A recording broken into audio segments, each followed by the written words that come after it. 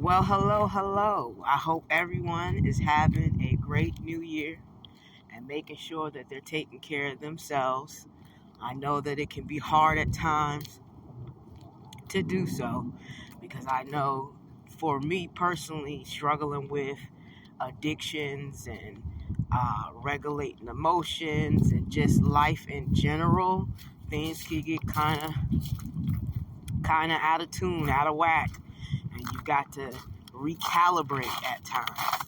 So I hope that everyone is enjoying these moments in life, the good ones and the bad ones, learning from the bad ones, and being grateful for all things, because that's what we have to do.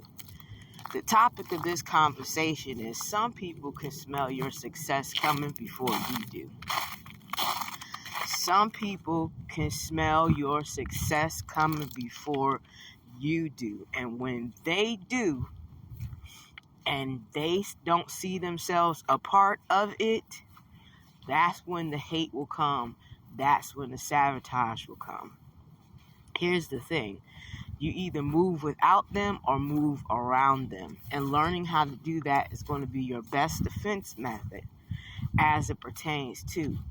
Because let's just face it, even though the collective is raising the vibration, there are so many others out here that do not know how to do it or do not want to do it for themselves. And damn sure not for nobody else.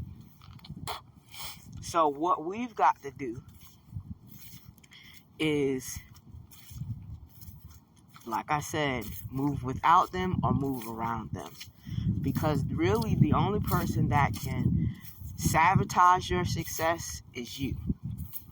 If that door closes, it's because it wasn't meant for you to have, or you took it for granted. Like when I used to go to work drunk and lose a job, that door was open for me. I took it for granted, so it was closed until I was able to realize that when God gives you a gift, you don't look the gift horse in the mouth and say why or take it for granted. You just don't do that. And I've done that more than enough times, which I've shared with you guys on here. But again, some of it was a setup, because some of the jobs that I came into, most of them were managerial positions, right?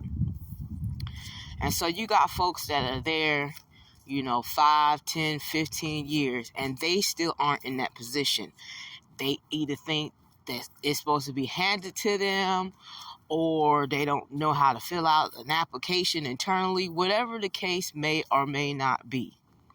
Okay? However, I had to realize too that even though those things were gifts to me, right? Sometimes you lose them because God has something better for you. And when folks who knew you way back when, who knew you back then, who see you constantly being able to take care of yourself, constantly, even if you lost a job, able to get another one, it's not like you're waiting. It's not like you're in a detrimental situation, thank God. They smell the success on you. They smell the success rising within you. They calculate your sabotage if they cannot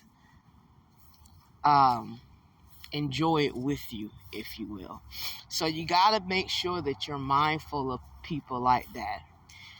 That's why they say it's best to move in silence. But you have to understand, sometimes silence speaks louder than words. So when you're not telling somebody something, that's when they really start to get nosy, calculative, or try to sabotage you. Especially an ex or family members that you don't really fuck with, or only coming around to use you. or fair weather friends and coworkers and stuff like that. Sometimes your silence speaks louder than words. Sometimes you got to tell them something, even if it isn't the truth, in order for them to think that it's the truth, and you lead them in a direction away from your success. You lead them in a direction away from your success. It is what it is. It's always going to be what it's going to be. Okay? So just keep that in mind. Also keep in mind that even if people do rock with you or they love you, people don't want to see you do better than them. And they'll get real tight-lipped when you think it's okay to share this information. Like if you got an uncle or grandma or something like that, or auntie, even a brother or a cousin or a sister, and they know you and they so proud of you and they bragging about how you work here or work there. Yeah, you got up off your feet, you got that position, but what happens when you get promoted every year? What happens when you went from having a GED and now you working on your PhD? What happens when they're going to a college, and then you decide to go to a college like theirs and or something that's better than theirs? What happens then? Okay? Motherfuckers don't clap for you when it's you, because it's you and not them.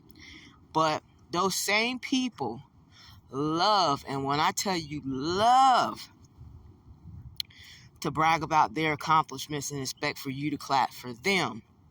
But when it comes to you, nah. And one thing about a person who can smell your success coming, they always give you that bombastic side eye or trying to pretend that they are interested in your business just to get to know your business. They'll start asking you a lot of questions.